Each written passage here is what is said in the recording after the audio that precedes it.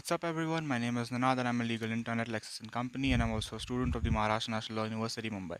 In today's video, we're going to be learning a bit about corruption and its status in India. So let's get started. Now, I'm sure that certainly there's not a single person in this country who would deny the stark presence of corruption all over India. Be it the smallest of traffic fines or the multi-million rupee construction deals, the concept of bribes, which are often disguised in the garb of gifts, is arguably more commonly known than a lot of famous TV celebrities in this country. It has thus culminated into a serious economic issue that is adversely affecting the lives of everyone, but especially the common person.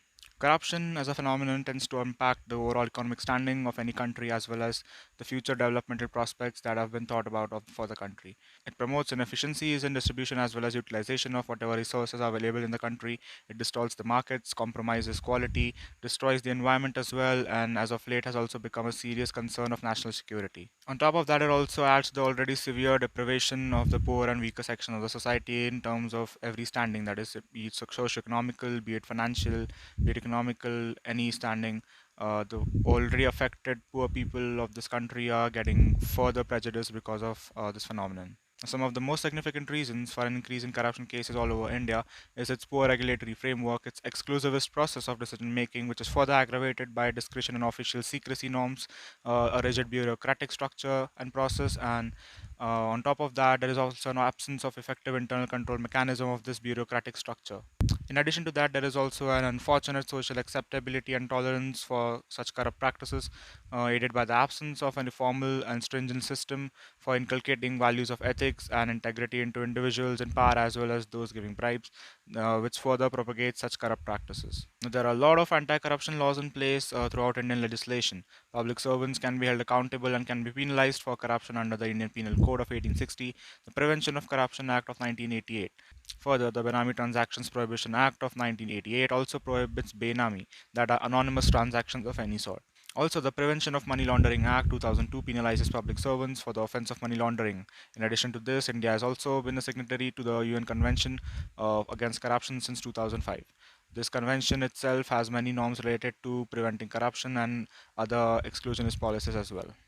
As a bonus, India also has a lot of institutions like the Central Vigilance Commission, the Comptroller and Auditor General of India, as well as the Central Information Commission, which has been formed as of recent events, which have all also been acknowledged quite well for their work in the field.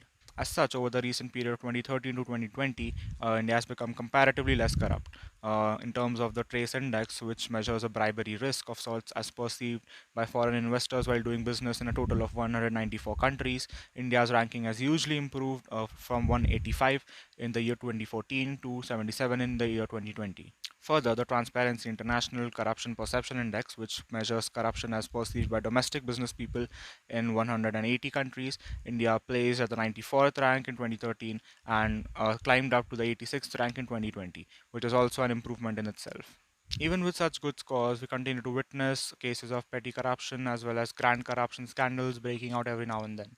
Now, the only fault with the previously mentioned scores of various indices is that they are solely from the perspective of economic investments of some of the biggest MNCs and trade companies in the world. There is no particular representation of a large amount of comparatively smaller instances of corruption that are scattered throughout the country. From the perspective of ordinary citizens, the problem of corruption is still far from reduced. People still have to pay bribes to important government officials to get their work done. Roadside vendors still have to pay haftas to police to save themselves from harassment in apparent violation of any particular law or any regulation. On the other side of the spectrum, there are still individuals who get away with committing serious offenses by simply bribing the judges or relevant authorities to deliver a judgment or any order in their favor. Used black market businesses of banned substances like drugs also flourish by bribing relevant authorities to turn a blind eye. Although in isolation, these instances might not even seem to amount to much, but with a populace of around 1.4 billion, one can only imagine how much of a cumulative impact such small instances actually have. As we see, even with stringent laws in place, we haven't been able to tackle this evil completely yet. It is hence safe to assume that the actual problem lies not in the formulation of policies or laws, but in the actual implementation of these laws. There is thus a huge gap between the policies and practice that needs to be immediately bridged. The relevant authorities need to look into the bigger picture, realize their roles and responsibilities within the same, and hence act accordingly. So that is all for the video. If you learned something from it, do like, share, and subscribe. Do definitely comment down below any questions, any opinions, suggestions, or queries that you might have regarding the video. That's all. Thanks for watching, and I hope you have a good one.